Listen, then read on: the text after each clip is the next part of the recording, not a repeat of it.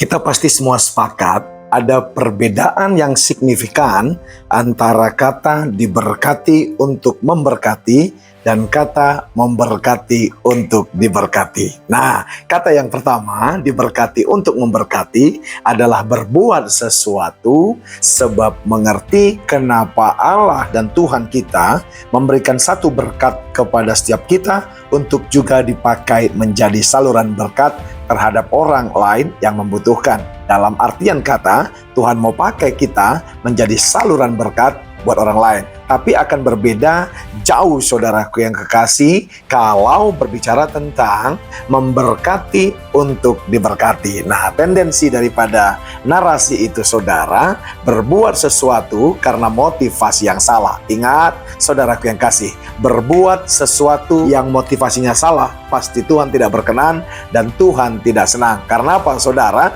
Justru kita, saudara, melakukan sesuatu karena berangkat dari pengertian yang benar tentang apa yang dikatakan Injil Kerajaan Allah. Sebab itu kita melakukan, bukan karena ada sesuatu, saudaraku yang kasih, maka kita melakukan. Bedakan itu. Amsal 11 ayat 24. Ada yang menyebar harta tetapi bertambah kaya, ada yang menghemat secara luar biasa, namun selalu berkekurangan. Ini yang saya katakan, saudara, ada dua tipikal manusia. Yang pertama, ada yang menyebar hartanya, saudara, tetapi bertambah kaya. Dan satu lagi, saudara, ada yang menghemat secara luar biasa, namun selalu berkekurangan. Sebenarnya kalau di-assess, tipikal yang mana kita, saudara? Iya kan? Sama-sama punya yang namanya harta, tapi yang satu merelakan untuk menyebarnya, untuk memberkati orang lain yang membutuhkannya. Tapi yang satu lagi, saudara, ada yang menghemat secara luar biasa, namun selalu berkekurangan. Dari terjemahan bahasa Indonesia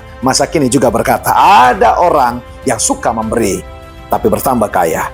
Ada yang suka menghemat, tapi bertambah miskin. Bukan miskin saja, tapi ayat ini berkata, papa. Tahukah saudara? Papa itu, saudara, adalah miskin tingkat dewa. Iya kan? Haleluya. Ternyata begini, saudara, apa yang kita lakukan yang berbeda daripada apa yang diinginkan firman, maka resultnya juga akan berbeda. Penulis Amsal tidak sedang mengancam kita, gereja Tuhan, dan untuk menakut-nakuti, bukan, saudaraku yang kasih. Karena apa? Kita mau belajar sebenarnya di dalam harta yang Anda dapatkan daripada Tuhan, sebenarnya ada rencana Tuhan. Karena begini, kalau saudara tidak menyebarkan harta itu dan menghematnya secara luar biasa, itu sama dengan Anda sedang menantang Tuhan dan berkata, aku tidak mau dipakai menjadi saluran berkat-Mu. Apa rupanya? Sebab itu impact-nya apa? Anda tidak pernah merasa puas dan berkecukupan. Bahkan paling ngerinya, saudara tidak pernah menikmati harta yang ada pada Anda. Selalu berkekurangan, tidak kehilangan harta.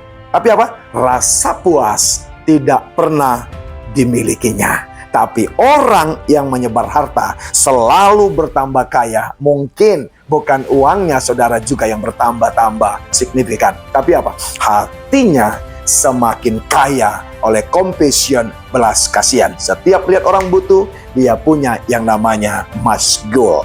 Ya kan? Sebelum orang lain, saudara, selesai masalahnya, saudara, dengan apa yang dapat diperbuatnya, dia gundah gulana. Saudaraku yang kasih, jangan sombong. Penampilanmu oke dan segala macam. Ngaku berdamai dengan diri sendiri. Saya mau berkata kepada saudara, saudara bukan berdamai kepada diri saudara sendiri, saudara sedang hidup dalam hipokrit. Ingat, saudara, kita ada pemuridan, engkau di-equip, di-empowering, saudara. Harusnya, saudaraku yang kasih, kita sedang terus berjalan dan berlari melakukan kebenaran Injil Kerajaan Allah. Jadi saya mau berkata, setiap orang yang tidak mau dipakai untuk menjadi berkat bagi orang lain, maka kita, saudara, sedang melakukan yaitu Injil yang lain. Kenapa dia sharing kepada kita, khususnya masalah ekonomi? Karena dia menganggap kita mampu untuk menjadi saluran berkat, menjadi solusi atas problemnya. Kalau solusi itu tidak bisa saudara salurkan kepada orang yang datang kepada Anda, Anda sedang membatasi yang namanya kuasa Tuhan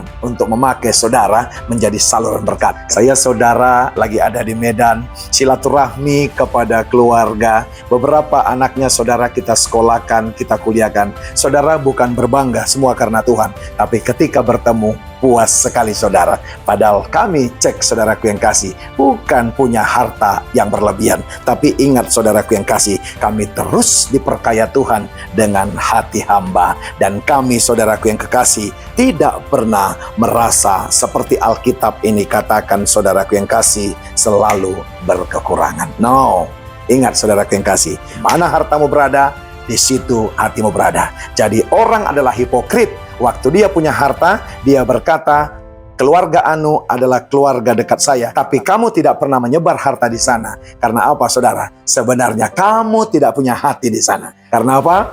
Engkau akan punya hati terhadap keluarga besarmu kalau engkau saudaraku yang kasih pernah menebar harta di sana. Yang menahan untuk kita tidak mengeksekusinya, satu kata, ada orang yang pelit. Tapi ada orang saudaraku yang kasih yang menyebar karena memahami pengertian yang benar tentang Injil Kerajaan Allah. Mungkin engkau berkata, jauh banget Pak sama keluarga orang sana. Mulai daripada keluarga, dengan kemampuan yang ada pada saudara, sebarkan harta yang ada padamu. 2025 ini deklarasikan bahwa kita adalah orang-orang yang mau untuk dimuridkan dan siap memuridkan, serta mendeklarasi bahwa kita adalah orang percaya yang didrive oleh Injil. Lewat apa saudara? Lewat apa yang Anda miliki dan apa yang mampu Anda sebar kepada orang lain. Sebagai hamba Allah, ada dua hal yang selalu saya ingatkan kepada diri saya. Yang pertama, saya adalah pengelola, stewardship, bukan owner. Iya kan?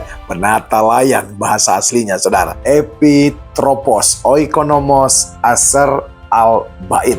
Yang kedua, saudara ingat bahwa di mana hartamu, di situ hatimu berada. Jadi bullshit saudaraku yang kasih kalau engkau berkata bahwa hatimu ada kepada jiwa-jiwa, tapi engkau tidak mau merelakan, melepas dan berbagi apa yang ada padamu.